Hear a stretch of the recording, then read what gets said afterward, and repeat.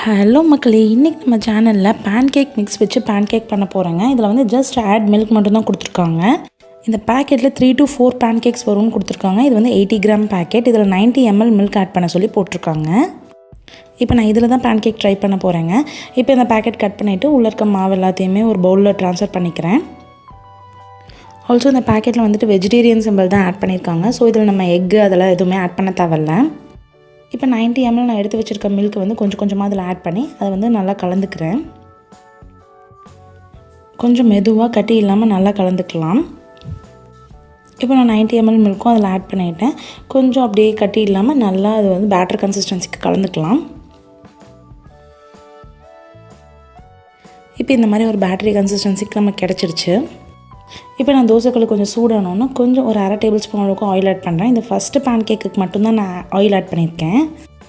இப்போ ஒரு ஃபுல் கரண்டி அதில் ஊற்றிட்டு எதுவுமே பண்ண தேவையில்ல, அப்படியே எடுத்துடலாம். இப்போ நான் இதுக்கு வந்து ஆயில் ஆட் பண்ணல. இதுலேயே லேசாக பபிள்ஸ் வர ஆரம்பிக்குது.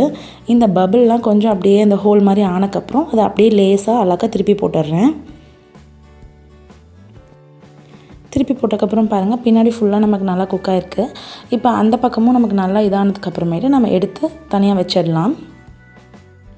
இப்போ அதே போல் எல்லா பேட்டரியும் பேன்கேக்காக செஞ்சு வச்சுக்கலாங்க. இது ஜஸ்ட் ஒரு 5 மினிட்ஸில் குயிக்காக ஒரு ஸ்நாக் வந்து உங்கள் கிட்ஸுக்கெலாம் பண்ணி கொடுத்துடலாம். இது சூப்பராக இருந்துச்சுங்க. ஆக்சுவலி இந்த பேக்கெட்டில் 3 to 4 பேன்கேக்ஸ் வரும்னு தான் போட்டிருந்தாங்க. பட் நான் கொஞ்சம் சின்னதாக ஊற்றுனால எனக்கு 6 பேன்கேக்ஸ் வந்துச்சு. இப்போ நம்மளோட பேன்கேக்ஸ் ரெடி ஆகிடுச்சு.